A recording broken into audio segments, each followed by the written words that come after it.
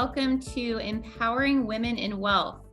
I'm Katrina Radenberg, Chief Investment Officer for Mariner Wealth Advisors, and I'm joined here today with three of my very talented colleagues and have the honor of leading a discussion with them to talk about women in wealth. We have seen a rise of women taking on a larger role of managing wealth, both for themselves and for the people that they care about. So today we're going to discuss navigating a variety of life's challenges, as well as how we as women can come together to build more wealth for future generations. As we think about empowerment, what do we mean? Well, the textbook definition is the authority or power given to someone to do something.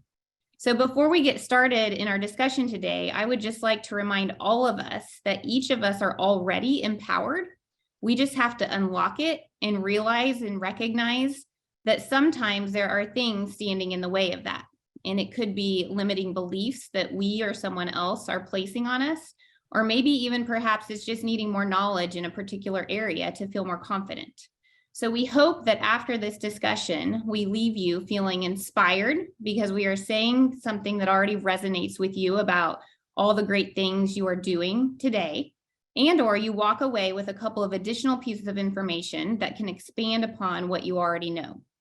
So with that, I would love to have each of the panelists take just a minute to introduce themselves and tell us why they're passionate about this topic today.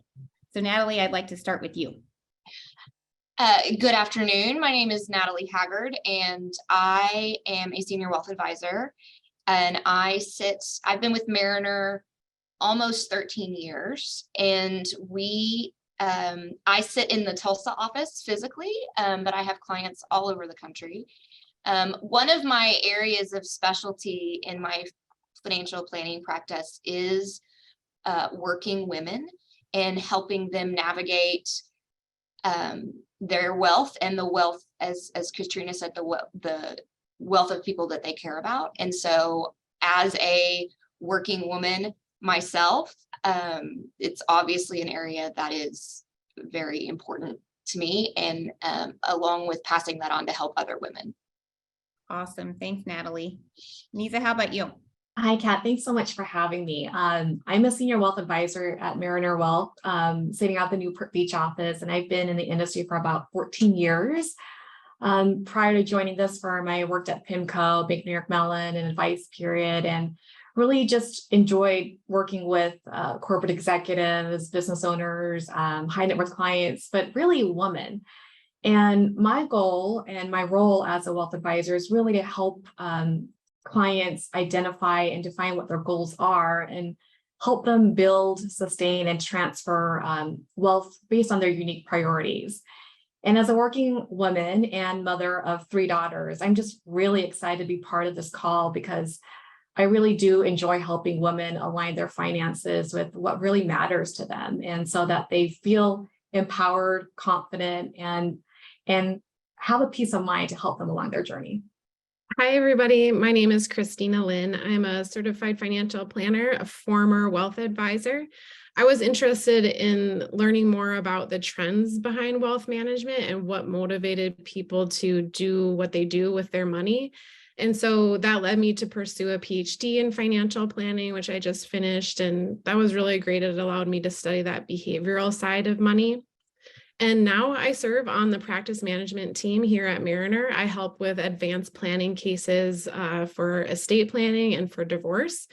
And why this topic, women and wealth, is so important to me is because many years ago, I was a stay-at-home mom, and I fell on really tough times when I got divorced. And so I actually wasn't that bad with money, but I'd say that my financial sophistication level was pretty low. And so I made it my personal mission to correct that. And it was a really great journey. And now my career mission is to help women do the same. I want to share those skills to help them level up with their level of financial sophistication. That's great. I appreciate you sharing that personal anecdote, Christina. And thanks to all three of you for your preparation of this discussion today and taking time out of your busy schedules to to participate in this. I'm really looking forward to it. Just a couple of housekeeping items before we jump into the conversation.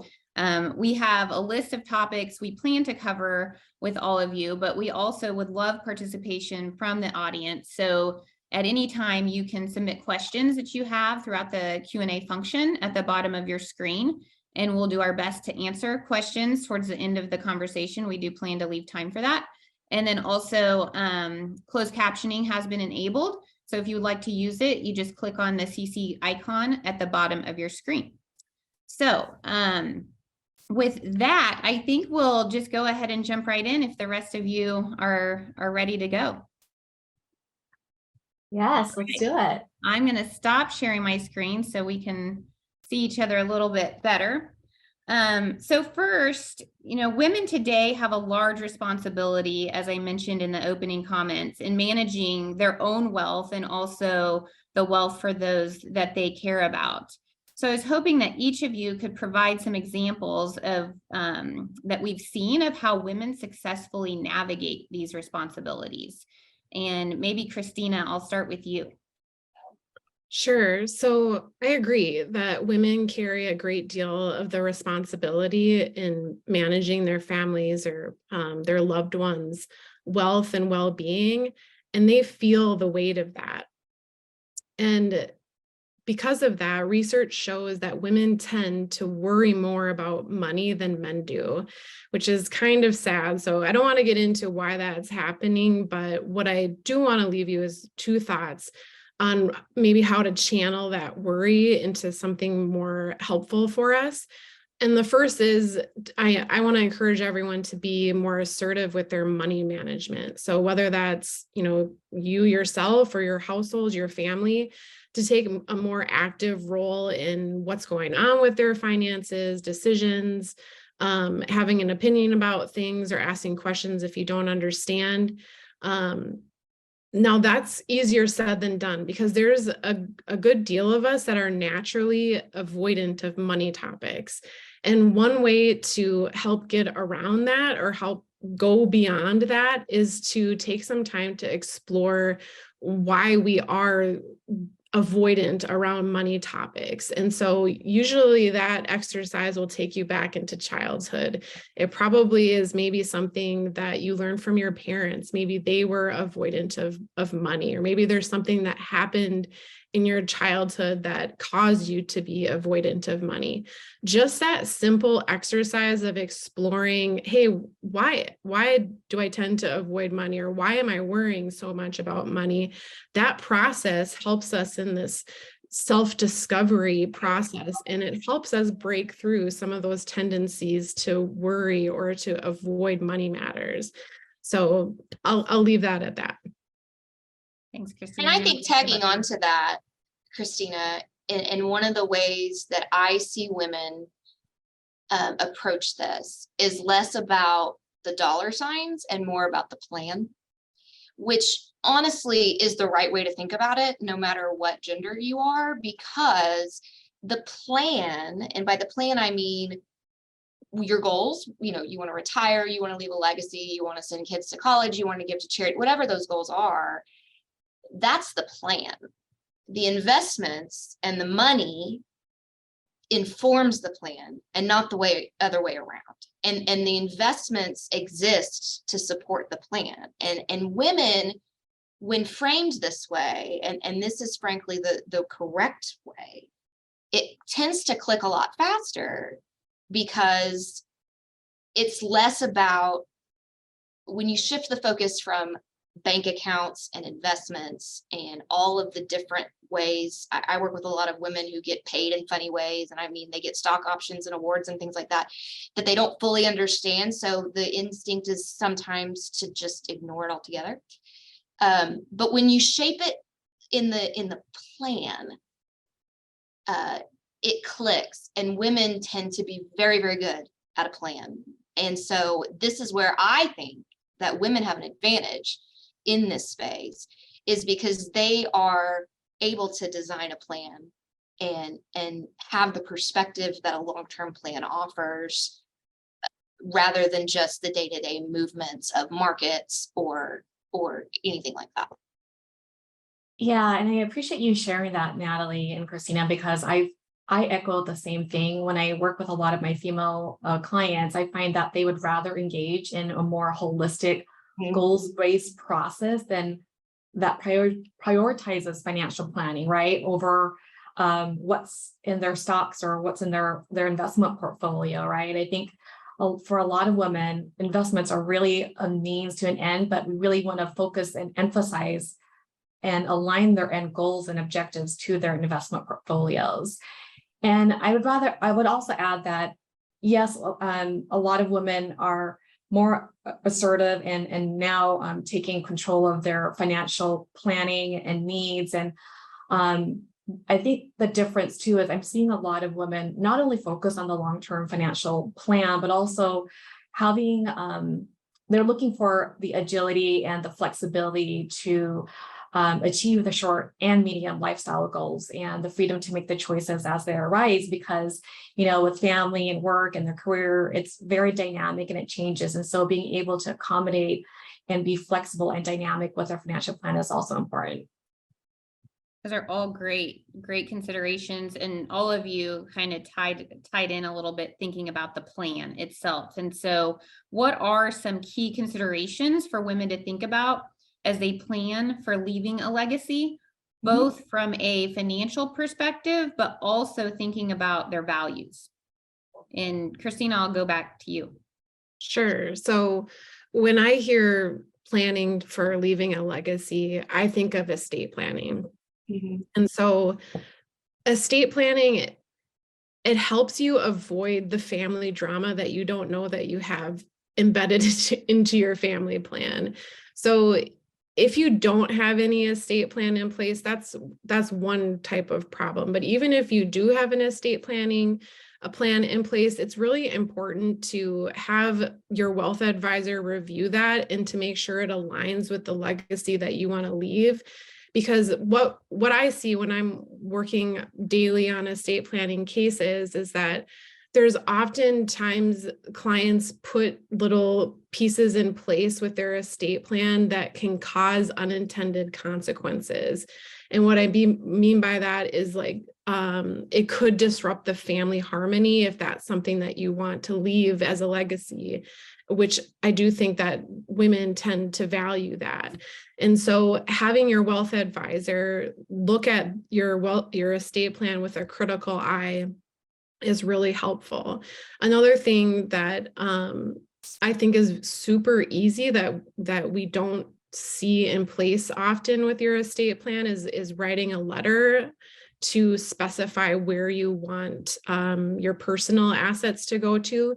Because a lot of times what causes that family drama is not the big investment account or retirement account.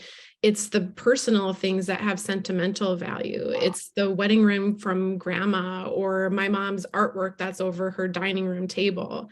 Those are the things that can really break a family apart. And you don't really anticipate that because it doesn't make much sense. But when people are going through that grief process, they do things that don't make sense. And by simply being specific and writing that letter of who you want to get what is very helpful in preventing some of that family drama. And then the last piece that I'll say with leaving a legacy is it's pretty cool what you can do with estate planning these days. And you can program certain personal values that you have into your estate plan. So if you want to, for example, incentivize some certain behaviors. So like if you wanted your heirs to pursue higher education or to start a business, you can incentivize that in your estate plan. And likewise, you can decentivize, poor behavior you wouldn't approve of.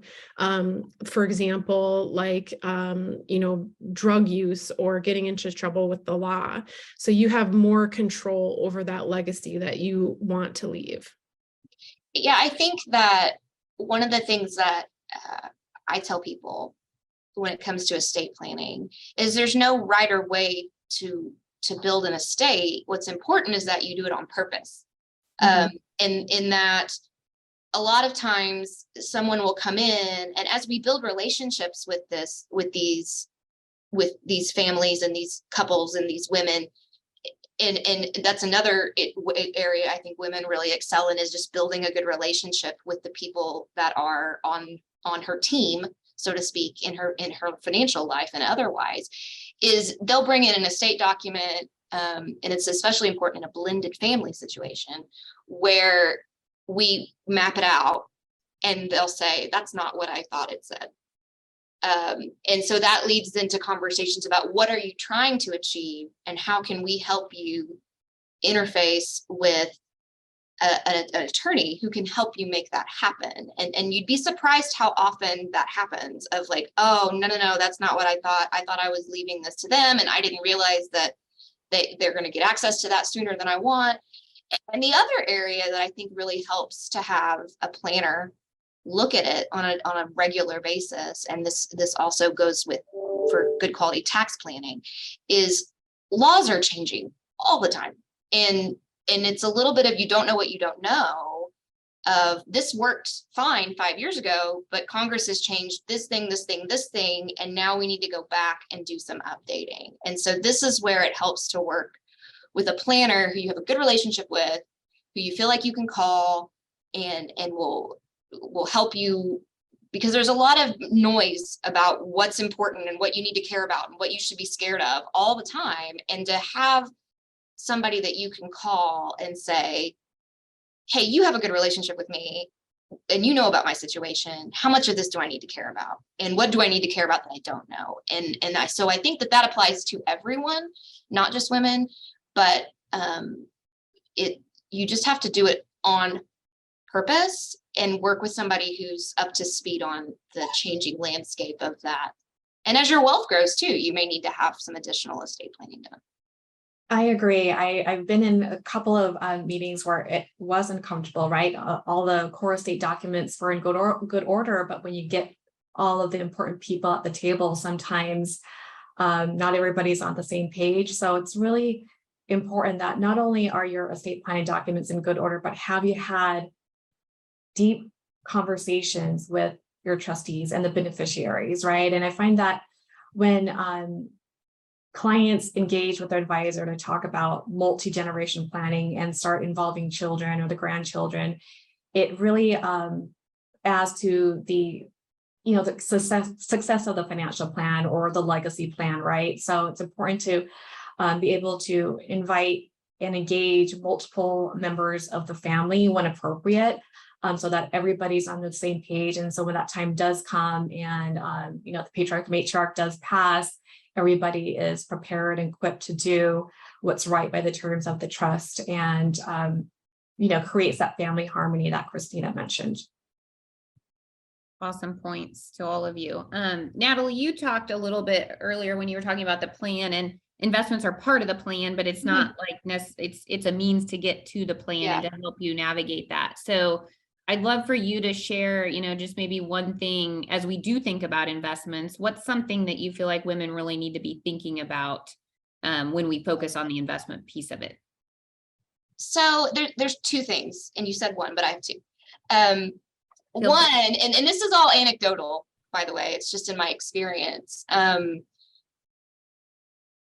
tend to find that with women, they would rather not do anything because they're afraid of doing the wrong thing than do a bunch. And I find it to be a little bit of the opposite with the other gender, in that men are always wanting to mess with it, and where's the biggest opportunity, and how can I take advantage of this hot stock or whatever.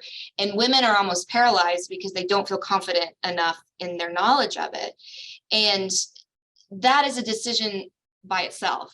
And so it's very common for me to work with a woman who then has very large concentrations of one thing, either their company stock or something they just have known and they bought along the way, or they've like put it in a money market fund and not done anything with it and been afraid. And so from that perspective, again, if you tie it back to the plan to say, and this is the third part of, if you again frame the investments around what does it mean to you, and what is the all of the news and all of the things going on, if you can cut through that noise a little bit, and we can go back to your plan to say your plan's on track even after 2022, that is sleep at night type of conversations with women. And if I've had women be calmer and better equipped in my office to deal with rockier environments because they can see the 20, 30-year long-term cash flow plan and know that we're okay and we're meeting our goals and we have reserves. And so a really well-built portfolio that has lots of different investments in it and is functioning to support the plan, that tends to click with women rather than just should I buy Bitcoin or should I be buying more real estate? Because it's easier to understand that than. But again, I think women are hesitant because it's almost like that where people talk about women won't apply for a job because they don't meet all of the requirements in the job description. I think that applies to investing too, because it's like, I don't understand it enough, so I'm not going to do it at all. Mm-hmm. And I would say that you probably know more than you think you do, and you just need a little guidance from somebody who's not going to look down their nose at you and who's not going to patronize you and can work with you to build something that works for you, so that when we have bumpy times like last week, you can look at the overall plan and again sleep just fine. Great point. Yeah, I agree with everything Natalie mentioned. I think it's always good to always go back to the plan, especially when you see these interesting roller coaster rides as we've seen in the markets, right? It's just always going back to the plan. When I work with a lot of female clients, I always approach with and try to identify what their goals are, right? And every client is different, so are their plans.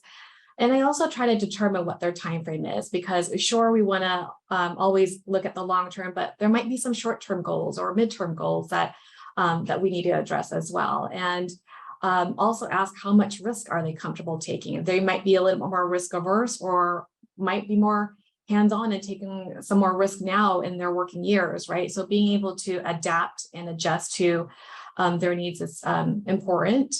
And I think by answering these questions, it helps the female investors determine the right type of account and the right mix of investments for them as well. And as a wealth advisor, my philosophy is that time in the market is usually a better strategy than trying to time the market, right? So again, focusing on that long-term plan and being able to adapt along the way. But I think as we have these conversations with female investors, it's always important to align, the risk tolerance, their plan, and the time horizon as well. Yeah, really good points. As we think about wealth management, it's about the money, but it's not just about the money. It's about arranging our money around our values. And so I was hoping each of you could provide some real life examples of how you've helped your clients do this and what was the benefit that they may have seen from it. Christina, I'd like to turn it over to you to see what examples you might have to share. Yeah, I couldn't agree with you more about your statement about how wealth management is actually not all about the money. In fact, the experts say that about 90% of the decisions that we make as humans are based on our emotions rather than logic, which is really frustrating. But that's why it's so helpful to work with an advisor, because they have that objective perspective that we as humans just don't. It's that outside perspective that has been trained and has experience in looking at these things from a different angle. So the examples that come to my mind are big life events. So I'm talking about, when you become an empty nester, or when you retire, when you are getting married or having a baby or a grandbaby. These are all really big life events where you're focused on everything usually but the money. You're thinking about the wedding, you're thinking about the birthday party, about, all the things that go on with that. And working with an advisor we look at things differently than you do going through that process. So we can help address the questions that are really helpful to plan proactively rather than be reactive towards all these things. So I named some happy examples there, but there's also sad life events that also happen that are equally as helpful to have your wealth advisors help with. Like when, if you were to lose a spouse or to get divorced, those are things that when they happen, nobody's planning on them and they're horrible to go through, and our emotions are super high. Our behavioral biases are off the charts. And we have to make financial decisions in those moments. And because our emotions are, in a pressured chamber, we typically don't naturally make good financial decisions, which is why you're partnering with a wealth advisor who has expertise in those areas or has a team of people that have the expertise is so invaluable. Yeah, I think, go ahead. Oh, go ahead. Yeah, I had a client last year who just lost her husband of, I believe, 55 years. And it was really, really hard chapter in her life. And, I think what really helped her move along eventually was just seeing the compassion from her team of advisors, right? And being able to adapt to her desired pace in meeting and discussing what's next in store for her. What does this all mean for her? And it's a time where women who have lost a spouse need emotional support, not just the financial support or not just the financial advice. They just want to have somebody hear them out, not even bringing up the portfolio or the investments, but just asking about what is it that they need, and being able to check in on a social, personal level.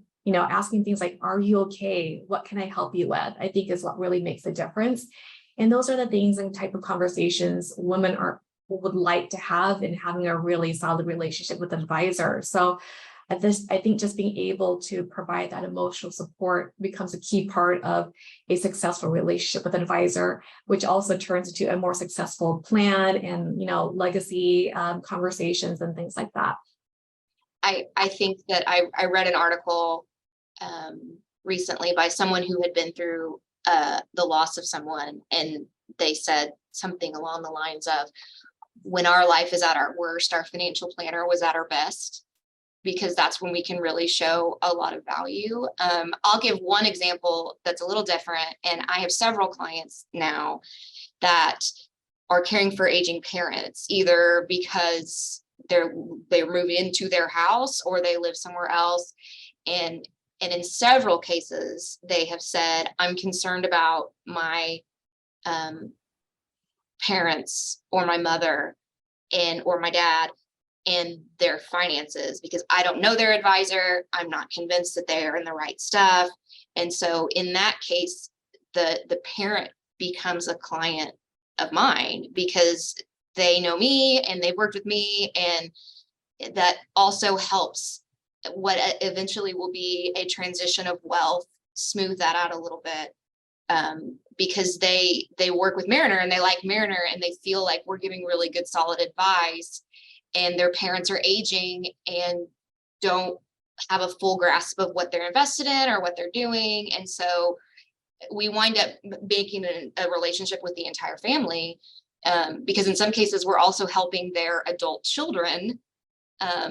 So it's 3 generations that we're working with in one family, because it helps ensure that, unfortunately, we hear a lot about taking advantage of the elderly financially, and it helps to have someone watching it, and they trust that we won't, put them in something with a lot of extra fees, and then or just isn't appropriate for them. And so that's another way that I found really happens a lot, is you'll work with somebody for a little while and they'll call and they'll say, can you help my mom too? And it turns out that they're in their 80s or 90s. And I've been to a lot of funerals for aging parents, because we've just built that relationship over time to where and it's a privilege, frankly, to be the one that somebody trusts with this transition of making sure, you make the plan, you do the estate plan, you do all the documents, but the actual implementation of it, it's a real privilege for us to be on the other side of that, to know that when we lost this person, they left knowing that their wealth was in good hands and that we would be helping their family. I have a lot of men who come to me and say, I want to work with you because I want to work with a woman because I want someone that my wife can build a relationship with when I'm gone. And that's a privilege. And we don't take that lightly at all. But it's not just about the money. Yeah. Yeah. You're not only navigating the decisions around the wealth or the money, but you're navigating like life transitions and big things that impact people's overall life, well-being, all of those things. So as we think about, there's a lot more discussion, I would say. There has been for a long time, but it's continuing to evolve in terms of the conversation around incorporating your personal values into your financial life, whether it's where your money's, how are you spending it, how are you making it, and how are you investing it? And so what are some of the ways that you see people doing that? And Nisa, maybe I'll start with you.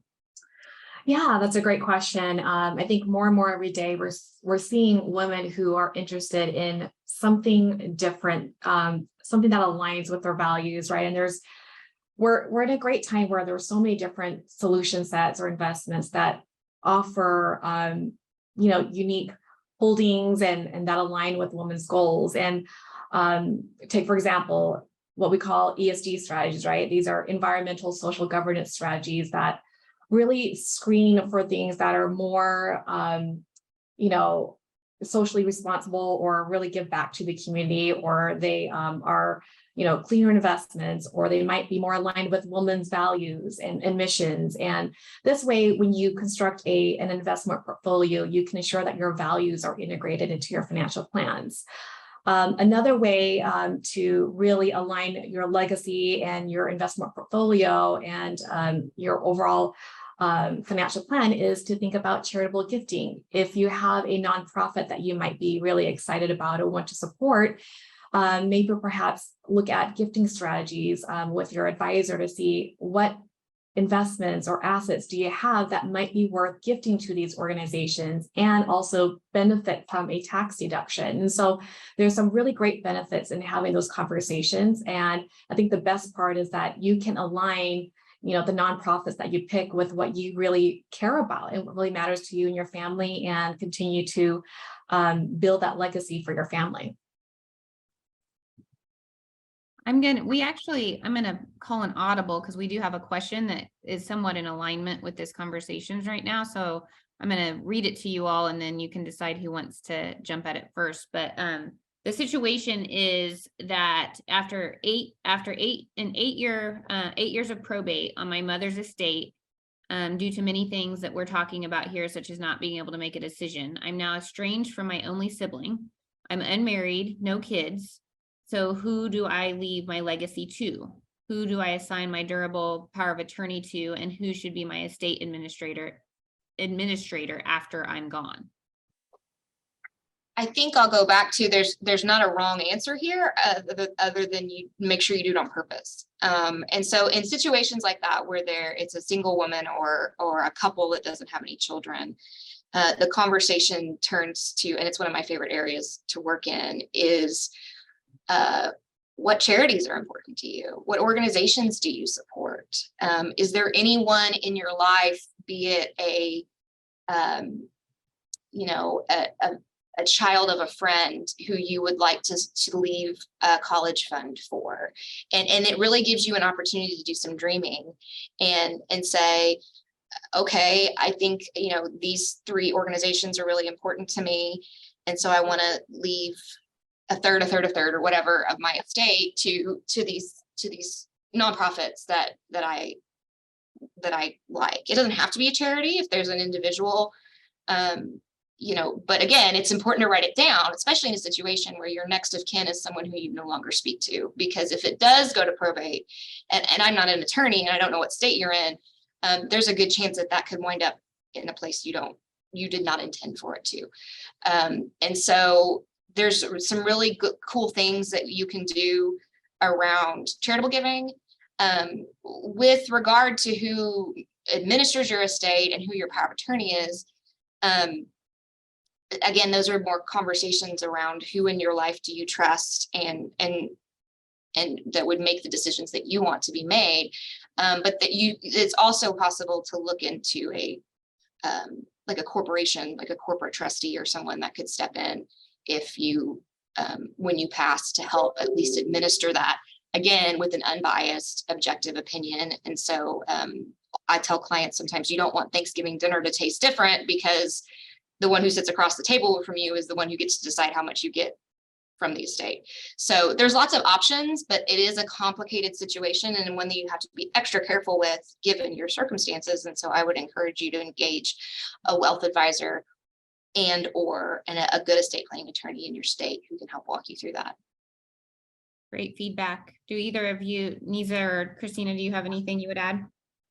Yeah, I mean, with wealth, there's 3 buckets that money can go to, right? It's the IRS, a family member, or charity. And I had a situation where I had a client who has no children, no relatives, no next of kin to transfer the wealth to. And so the question then became what happens to this wealth? Where do I send it? I don't have anybody that I trust that I think I want to give my wealth to. And it wasn't until after we had multiple conversations, I discovered that they were really passionate about animals. And so now we are putting together a charitable giving plan to donate to an animal charity. But, you don't have to have the answers all today. And I think that's the beauty of having an advisor is just to get the conversation going and being purposeful and intentional with the conversations, because their job is to help provide the roadmap or hold your hand to get to where you want to go. And it's okay not to have all the answers today, but as long as you have some type of goal in mind, or at least just to start the conversation, I think you'd be surprised at what the solution might be. And in this case, it just so happens that they were delighted to hear that they can donate a good portion of their wealth to something that really is in line with what their legacy is, and that's really to help support and care for animals. So maybe it's a little bit of defining what do we want our legacy to be, and then how do we best create Exactly to leave that, whether it's charity or there is somebody else that you might care about to leave it to. And you could give something in memory of your mom to someone. Great idea. Which would be lovely. Mm-hmm. Yeah, all good ideas. So as we think about families and kind of leaving a legacy, I think it might be important to speak to considerations for blended families. Christina, maybe I'll start with you on this one. Yeah, so blended families are so common nowadays, right? And the reality with a blended family is that it requires more intentional planning than the average traditional family. It's a hard topic. I know it personally, it's uncomfortable to talk about the decisions required when you have a blended family, because you don't want to hurt feelings. And you don't want a situation like, this poor listener that asked the question, like, it's such a sad thing. And I'm glad she asked that question. I want to thank her for that. But because those topics are so hard to deal with, it often happens where they just don't get dealt with. And so it's really important to overcome that tendency to avoid hard conversations and to get something in place so that you can promote as much family harmony or, leaving the legacy that you want in place. And then again, I had already made this point, but it applies here, just magnified when it comes to blended families, is having that third-party expert eye, the critical eye, looking at whatever estate plan you do have in place, because oftentimes there's just unintentional consequences with how you have it currently structured. We often see with blended families that like one of the children gets disinherited or has an unequal or unintended inheritance in compared with the other heirs. Or I've also seen it frequently where like a second or third wife maybe is put into an awkward situation after her spouse passes. And it wasn't any malicious planning when the documents were created. It wasn't thought through properly. And so having that critical eye to look at those things and, okay, well, what am I missing here? What could be happening? And am I actually accomplishing what I want to accomplish? Natalie, Nisa, do you guys have anything to add on this one?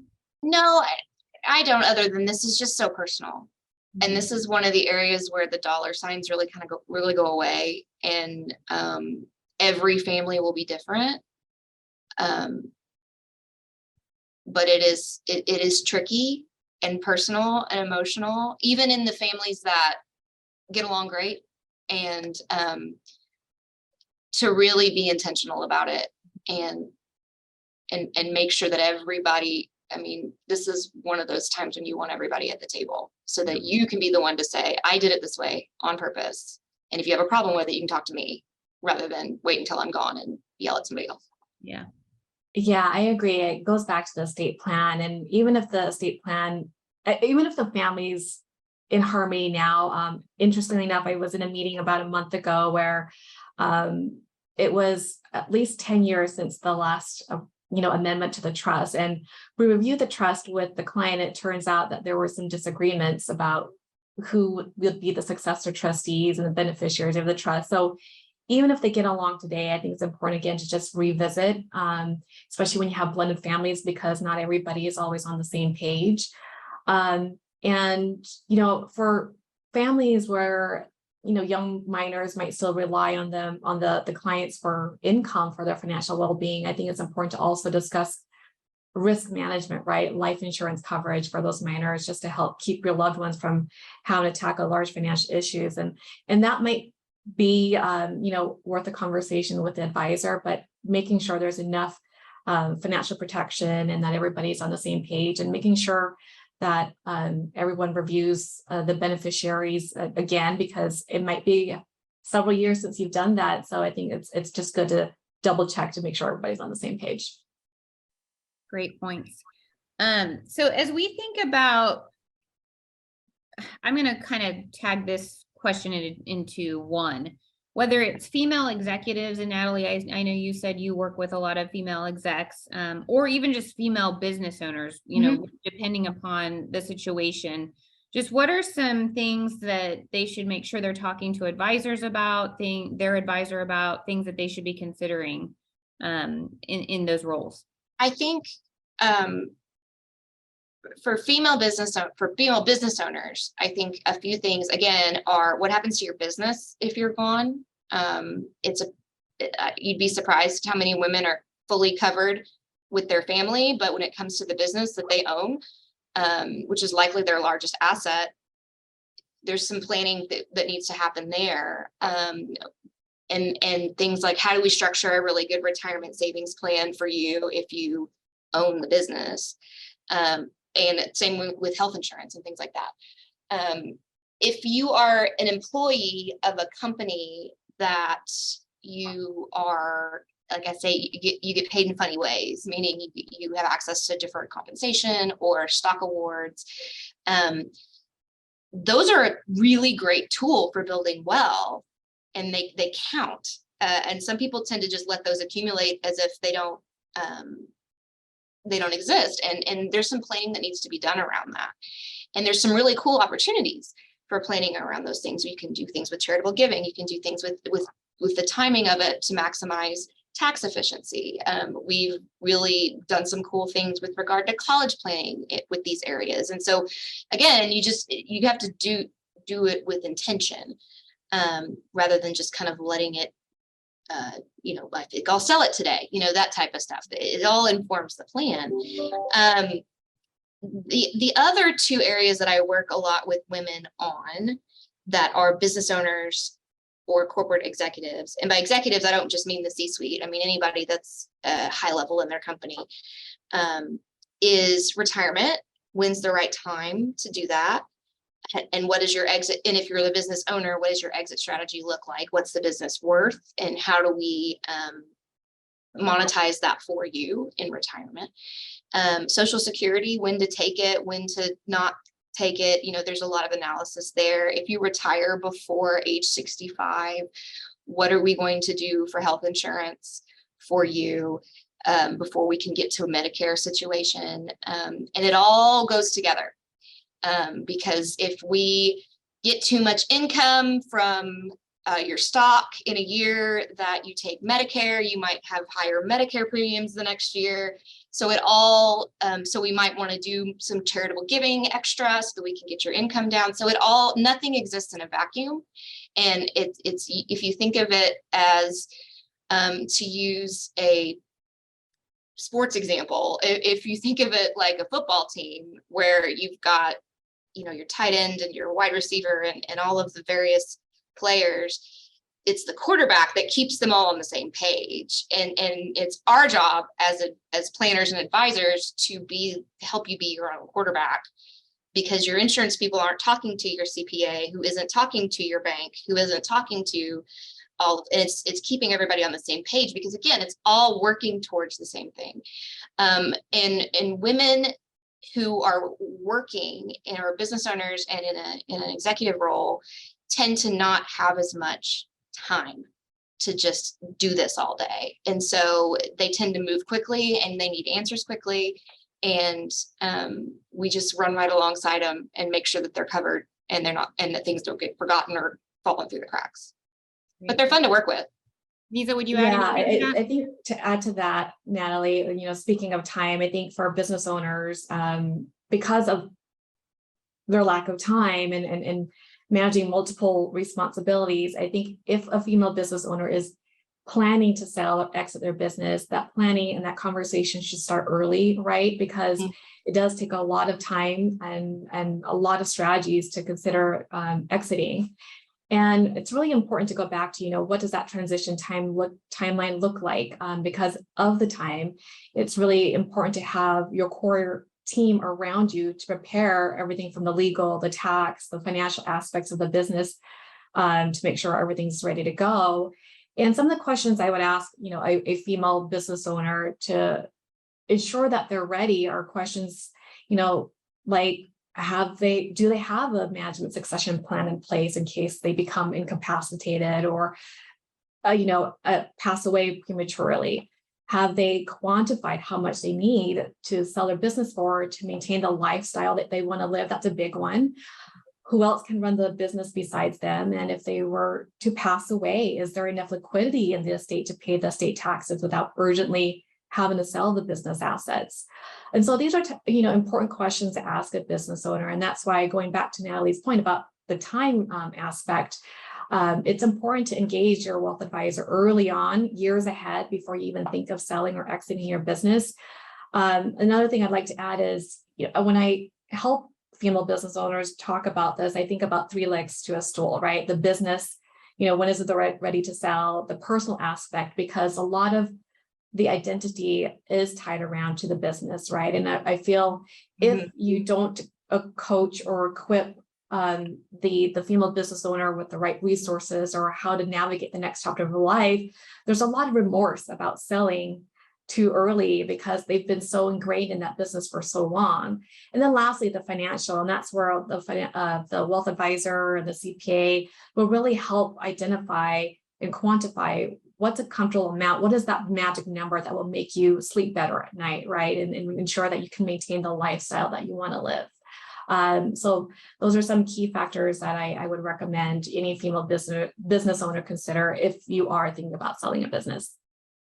Great points from both of you. Thank you. I have, a question I want to get to with you all, but we've had a couple questions roll in, so I do want to get to those. So I'm gonna pop those in and then be thinking about we've talked about in a lot of ways, we believe that women have an advantage as we think about building and creating and maintaining wealth. So I do want to have you each hit on kind of superpowers around like what do women possess that creates that opportunity for us. So keep that in the back of your head as kind of the ending of where we're going to go. But before we go there, I do want to ask you guys a couple of questions that have come in. The first one being, what advice do you have for a higher earning woman or higher earning women when divorce could be a possibility? I don't know if anybody wants to take that one first. Yeah, I think that's a great question. If not already, as wealth advisors, we try to engage with our external advisors, whether that be the attorney, the family attorney, and really try to holistically plan ahead and be a part of the conversations where we can add value if at all possible. And those conversations are tough and it's sensitive and it's personal, but that's really, the responsibility and what wealth advisors like us like to do. So you're not alone. I do want women to know out there that we have many clients who've been in your same situation and they come out on the other side, not always happy, but I think more educated and able to take back control of their situation. So I think as early as you can, engage with a wealth advisor and engage with your attorney. And I think we want to help you navigate that next chapter in your life. I'll chime in here too, since divorce is up my alley. I'd suggest working with an advisor or an advisor who has access to a certified divorce financial analyst on their team, because divorce finances is really like a subsect of wealth management. And there's so many nuances there that it's too much for everyone to be a divorce financial expert. So you want to have some sort of access to that expertise, and they can really help you regardless of what point you're at in the process. If you're just kind of thinking about it, like, what does this mean? What should I be thinking about? What could it look like? Talking through some of those questions, like, how can I avoid this, or what's most important to me? I know that's what I do here at Mariner, is I help advisors when they have a client or a prospect that's going through a divorce. They just call me in to help with that specific part of the case. And if there's an analysis needed, I can help with that too. And I provide deliverables when looking at property settlements, and I can make some suggestions and observations. Also, another thing to consider to help you through this process, you may or may not be aware of it. It's not that popular here where I'm located, but it may be old news to you, is a divorce coach. So just like a life coach kind of helps you with life problems, a divorce coach, they are actually quite helpful in employing in the process. It sounds like you probably have the funds to hire, something like that, and it would be worth the money that you invested in that, because again, 90% of the decisions that we make are based on emotion, not logic. And so really, and then in divorce, where it's even more heightened in that emotional pressure chamber, it helps to have an outsider to help you walk through like what you're thinking, what you're feeling, to give that outside perspective. And like, I love what Nisa said, and in collaborating with a team of professionals. So you can have your wealth advisor, certified divorce financial analyst, the family law attorney that specializes in cases like yours. There's one more, but I'm blanking. CPA. Yeah, your CPA. Your banker. Yeah. Form that team of professionals, and your wealth advisor can kind of act as your quarterback or your CFO to coordinate some of those things. I think this is an area that falls in under, this is new to you and it feels scary and new, but there are people who do this all day, every day, and they can help. And so you don't have to go through it alone. You don't have to fly blind. And it's the same with any type of life transition. There are people that do this and they can help. And if you have somebody that you trust in your wealth advisor, we can usually put a pretty good team around you. regardless of the circumstances, to make sure that it's, it's come almost like the hands on your back type of attitude of, we'll get you the right people and we'll get you through it. I'll throw my 2 cents in here because of the personal experience. But what all you are saying is awesome, because you're right. Like, the emotions are heightened. So you need the people behind you to kind of talk through it logically. The other piece of advice I would give is, if you think it's a possibility, just start having those conversations now. Sometimes I think we want to delay or ignore because we know that we don't know what we don't know. Like, the fear of the fear paralyzes us. But the more you know, the more you have time to kind of sit in it and make the best decision that you can for yourself around the situation. The other question that I want to have you guys address is, the situation is, I don't like our current financial advisor. What steps do you recommend going through to research and move to a new trusted advisor? So there's a couple of questions. One is, how do you get paid? I think it's important that you know who your advisor is taking money from. And if it's not you, then who is it? And the other is, are you a fiduciary, which is an actual legal term that holds the advisor to a specific standard for what is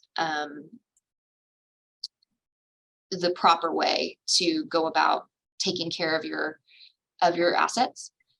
And again, I think it comes down to the relationship and who you connect with, and who you feel like you can trust, and talk to a lot of them, because it's one of those intangible things of who do you click with. And again, this is and skipping ahead to the superpower. Women are really good at intuiting who people are, and use that. Don't let somebody talk you out of a feeling you have about someone. So that's a couple of specific questions, and another more intangible, but that I would advise, especially women, to lean into it. If something doesn't feel right,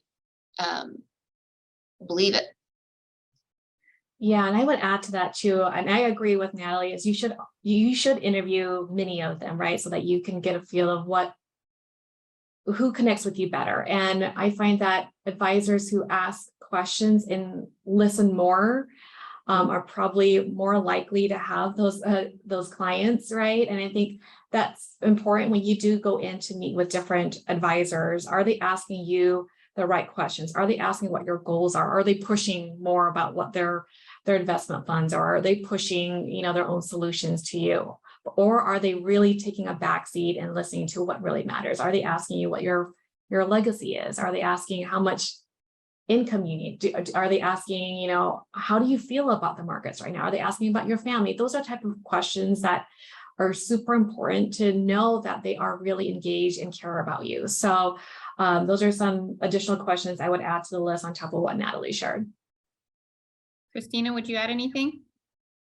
No, what Natalie said about the intuition really hit home. Of course, you want them to be very well qualified. You can look for a certified financial planner. How do they get paid? But I really, the research says that trust is so important to clients. Like, that's the number one thing when they're looking for a wealth advisor. And that's nothing really that you can research. That's just something that you feel. I work with an advisor who once said, if I'm not one of your first 3 calls when something in your life significant happens, then we need to work on our relationship. And I think that's true. If you have somebody that you feel like I can talk to Nisa, I can talk to Natalie, she'll know what to do. That's how you've probably found the right person. Yeah, maybe one of the questions I'd probably add to that list too is, how many clients do they serve? Because if you're going to engage in deep conversations around legacy planning, charitable gifting, estate planning, you're going to want that white glove service, the quality conversations you have with your advisor. And it's not sustainable for an advisor with 500 clients on their list to do that well, right? So you want to make sure that they have capacity and the willingness to engage in these deep conversations with you. That's a good one too. Awesome points to all of you. Okay, I know we're at the hour, but I do want to hit the superpower question. So lightning round. Each of you name one superpower, or Natalie, if you want to do two, you can do two. Okay.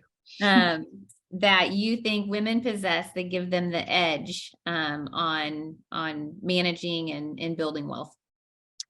I think getting back to the empowered women part, women are already valuable to the wealth planning discussion, and step into that, because I tell women that I'm working with, and also women that want to work in this industry, that you don't have to try to fit in to a male dominated space. You are valuable just the way you are. And by you doing it your way, it adds enormous value. So it gets back to the intuition thing. Lean into your value here and lean into what you know, and work with somebody who's going to make you feel valued and not like that you're dumb or stupid or you don't understand, because you're not. And I think women have such an opportunity to be really good at this, and to do it in a way that works for them. And that's my encouragement. Awesome. Thank you. Nisa? Yeah, I would say that women, you are in the pilot seat, right? And you can pilot from your starting point, fly to your destination, and then create a roadmap with your advisor to get you there safely. So, even though you might feel alone, you might feel discouraged, and even if you're not, it's always great to have somebody alongside you to help make sure or keep you accountable to make sure that you achieve those financial goals. But at the end of the day, you have control and you are in the pilot seat to really drive that financial plan, right? So, it's just important to be intentional, stay accountable. And if you do that, your financial plan will likely be a success. Christina? These ladies are really good at pep talks. I'm like really excited now. So I started out by giving a rather sad research finding about how women tend to worry more than men do about money. But let me tell you something more happy. That same group of researchers found that women tend to handle money better than men do. So I'll end with saying, step into that, own your skills, and give yourself a pat on the back. I love it all, and you all have inspired me today. So I have no doubt that you inspired our audience and gave some good tips, education, and things to think about as we leave today's conversation, and send people home feeling inspired to continue building the wealth for themselves and those that they care about. So yeah, and I think if there's any way that any of us can help, we'd be happy to, because Absolutely. Obviously this is an area that we all care really deeply about. So feel free to reach out. yes, connect with us. There will be follow-up after the webinar, and would much appreciate that. So just want to thank everybody so much for taking the time out of their day to join today and to be part of this conversation. I was honored to be here with you, and appreciate all of you and your effort for making this happen today.